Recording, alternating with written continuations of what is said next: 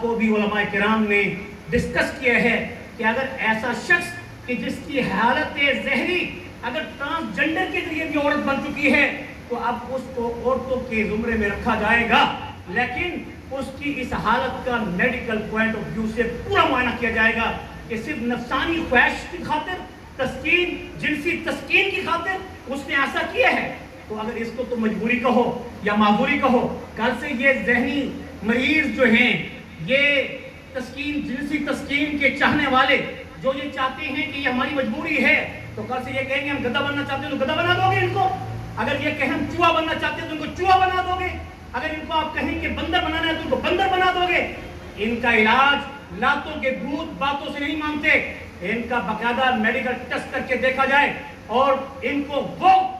خاطر سزا دی جائے کہ امت کے لیے عبرت کا نشان بنا کر رکھ دیا جائے، تب جا کر یہ بدماشی کی ختم ہوگی۔ ہر آئے دن کوئی نہ کوئی بکواس، ہر آئے دن نبی کریم محمد مصطفیٰ صلی اللہ علیہ وسلم کی ختم نبوت پر ڈاکہ، یہ باتیں ہم برداشت نہیں کر سکتے۔ اب برداشت کیا ختم ہو چکی ہے۔ اگر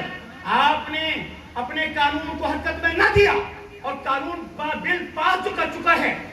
اب کیا اس پر تم مذاکراتی چیزیں بنا رہے ہو؟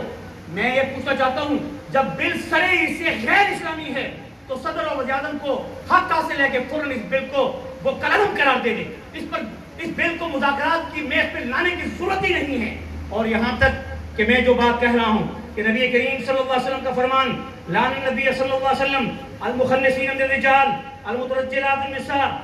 اخرجوہم من بیوتکم، اگر کوئی ایسا شخص جو کہ مرد ہو کے عورتوں کی مشابہت اختیار کرے یا مرد عورتوں کی مشابہت اختیار کرے، اخرجوہم من بیوتکم، حضور کا یہ ارشاد ہے ان کو اپنے گھروں سے نکال دو،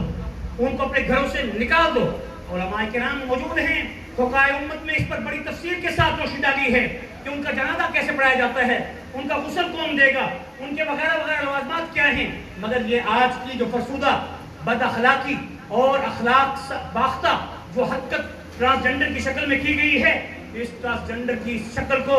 جو پیش کیا جا رہا ہے، دراصل یہ اصل میں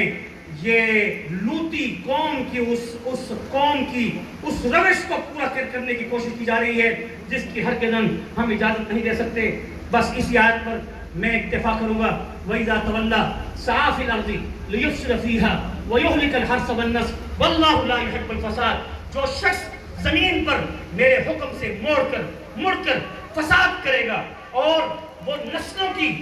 جو امتیاز اور جو جنریشن کا ایک نظام جو ایک ہمارا حسب و نسب کو پیش کرتا ہے، اگر فٹ پاتھوں کی اولاد کی شکل میں نان آئیڈینٹیفائڈ اگر نظام ہم پہ مسلط کرے گا تو وہ زمین پہ فساد کر رہا ہے، اور ایسے فسادیوں کو اللہ تعالیٰ پسند نہیں کرتے۔